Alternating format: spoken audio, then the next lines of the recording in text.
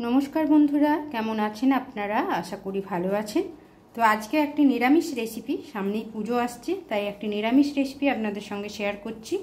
आलू पटलेर तरकारी तो আমরা খেয়েই থাকি, এই आलू पटलेर সঙ্গে যদি ছোলার ডালটা পড়ে যায় তাহলে কি রকম হয় বলুন তো, অসাধারণ হয়। তো সেই রেসিপিটাই আজকে আপনাদের সঙ্গে শেয়ার করছি। এখানে আলু আর পটলগুলোকে আমি কেটে নিয়েছি, আলুগুলোকে বড় করে কেটেছি, পটলগুলোকেও এইভাবে দুভাগ করে নিয়েছি। প্রথমেই আলু আর পটলগুলোকে সরষের তেল দিয়ে রান্নাটা হবে, সরষের তেলে ভালো করে ভেজে নেব। প্রথমেই কড়াই সরষের তেল গরম করে নিয়েছি, এবারে আলুগুলো দিয়ে দিচ্ছি। আলুগুলো নুন হলুদ দিয়ে ভালো করে ভেজে নেব।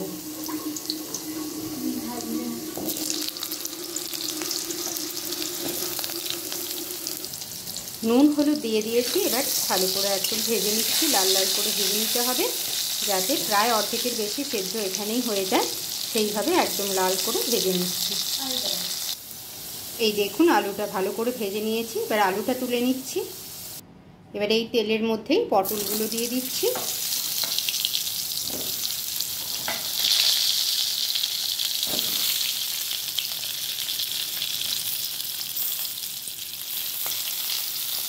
সঙ্গে দিয়ে দিচ্ছি অল্প একটু নুন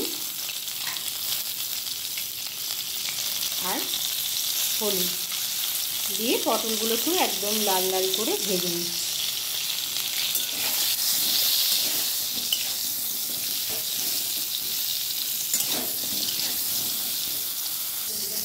এখানে পটলগুলো আমার ভালো করে ভাজা হয়ে গেছে, এবার পটলগুলো তুলে নিচ্ছি। এই দেখুন আলু পটলগুলো একদম লাল করে ভেজে নিয়েছি। এবার তরকারিটা চলুন শুরু করে দিই। ওই ভাজা তেলের মধ্যেই আমি দিয়ে দিয়েছি সর্ষের তেল, তার সঙ্গে দিয়ে দিচ্ছি ফোড়নে একটি তেজপাতা, জিরে, আর দিয়ে দিচ্ছি গরম মশলার মধ্যে এলাচ আর দারচিনি। এর সঙ্গে দিয়ে দিচ্ছি কটি গোলমরিচ, সেটা থেতো করে রেখেছিলাম, সেটাও দিয়ে দিলাম। ফোড়নটা ভাজা হয়ে যাক। এবার এই ফোড়ন ভাজা হয়ে গেছে, আমি এর মধ্যে যে আদা আর জিরে আর এটার পেস্ট বানিয়ে রেখেছিলাম সেটাই দিয়ে দিচ্ছি।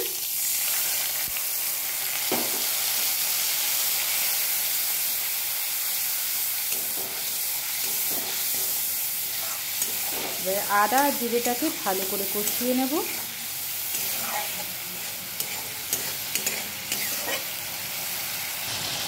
আদা আর জিরের পেস্টটা ভালো করে কষানো হয়ে গেছে। এবার আমি এর মধ্যে দিয়ে দিচ্ছি এই ছোলার ডাল আমি রাত্রি থেকে ভিজিয়ে রেখেছিলাম, বেশ ভালোভাবে ভিজে গেছে। দিয়ে দিলাম ছোলার ডালটাকেও একটু ভালো করে নাড়াচাড়া করে নিচ্ছি।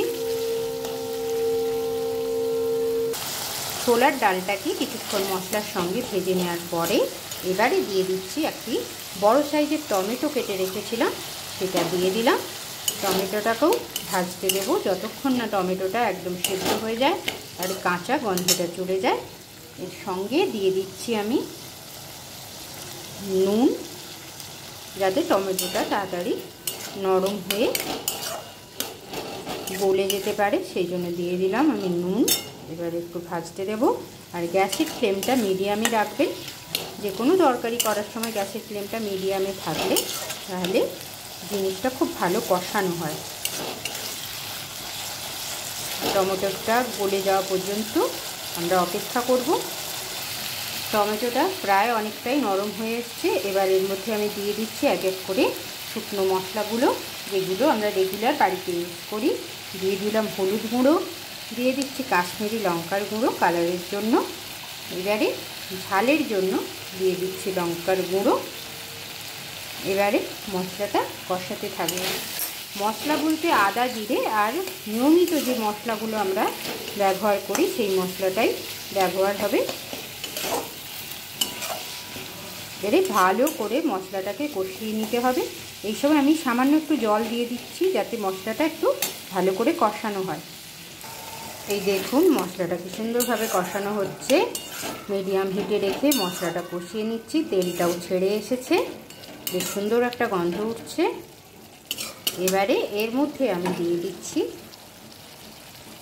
আলু আর পটল, যেগুলো ভেজে রেখেছিলাম। আলু আর পটলটা দিয়ে দিলাম।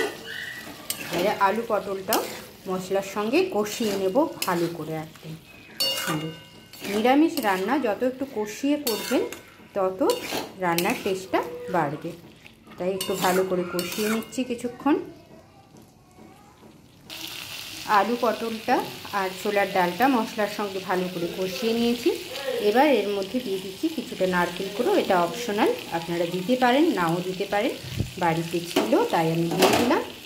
টেস্টটা আর একটু বেড়ে যায়, নারকেল যে কোনো তরকারিতে দিলে তার টেস্টটা তো আর একটু বেড়ে যায়, তাই আপনারা দিতেও পারেন নাও দিতে পারেন, তবে দিলে ভালো লাগবে। এবার নারকেল দিয়েও একটু কষিয়ে নিচ্ছি। নারকেল দেওয়ার পরেও ভালো করে কষিয়ে নিয়েছি। এবার দিয়ে দিচ্ছি জল। ওই যে নারকেলটা যে বাটিতে রেখেছিলাম সেই বাটিতেই আমি জলটা দিয়ে দিচ্ছি, যাতে নারকেলটা না নষ্ট হয়, যেটুকু নারকেল লেগে আছে বাটিতে সেটা না নষ্ট হয়। দিয়ে দিলাম। এবারে ভালো করে ফুটতে দেবো, যাতে আলু পটল সব সুন্দরভাবে সেদ্ধ হয়ে যায়, আর ছোলার ডালটাও অর্ধেকের বেশি সেদ্ধ হয়ে যায়। এই তরকারিতে কিন্তু ছোলার ডালটা গলে গলে যাবে না, ডালের মতো হবে না, একটুখানি শক্ত শক্ত থাকবে, তবেই ভালো লাগবে। এবারে ফুটতে দেব। আর নিরামিষ রান্না মানেই অতি অবশ্যই দিতে হবে একটু মিষ্টি। মিষ্টি না দিলে টেস্ট আপনারা পাবেন না, তাই দিয়ে দিলাম মিষ্টি। আর স্বাদটাও দেখে নেবেন, যাতে ফুটে ওঠার পরে তারপরে একটু টেস্ট করে দেখে নেবেন যে নুন মিষ্টি ঝালের ব্যালেন্সটা ঠিক আছে কিনা। ফুটতে দিই। তরকারিটা আমার একদম রেডি হয়ে গেছে। দেখুন, গ্রেভিটা খুব বেশি রাখতে হবে না, কারণ এটা তো ঝোল নয় তরকারি, আর যেহেতু ডাল আছে তাই এটা একটু শুকনো শুকনো হয়ে যাবে। এই রকম পরিমাণে রেখে রসটা রেখে এবারে লাস্টে একদম দিয়ে দিচ্ছি ঘি। নিরামিষ রান্নায় ঘিটা না দিলে তো একদমই নয়, তাই দিয়ে দিলাম ঘি। একটু নাড়াচাড়া করে নিচ্ছি, দিয়ে এবার নামিয়ে নিচ্ছি। আমার আলু পটলের ছোলার ডাল দিয়ে ডালনা নামিয়ে নিচ্ছি। একটু অন্যরকম কিছু ট্রাই করলে, নিরামিষ দিনগুলোতে একই রকম খাওয়া ছাড়া ট্রাই করলে বেশ ভালোই লাগে খেতে। তো নামিয়ে নিচ্ছি। তাহলে বন্ধুরা, নিরামিষ দিনগুলিতে এই রকম ছোলার ডাল দিয়ে আলু পটলের ডালনা একবার বাড়িতে বানিয়ে দেখুন, সত্যিই সুন্দর লাগে খেতে। এটা আপনারা রুটি লুচির সঙ্গেও খেতে পারবেন, ভাতের সঙ্গে তো ভালো লাগবেই, রুটি লুচির সঙ্গেও খেতে পারবেন, খারাপ লাগবে না। তাহলে আজকের মতো এইটুকুই বন্ধুরা, রাখলাম। নমস্কার, সবাই ভালো থাকবেন।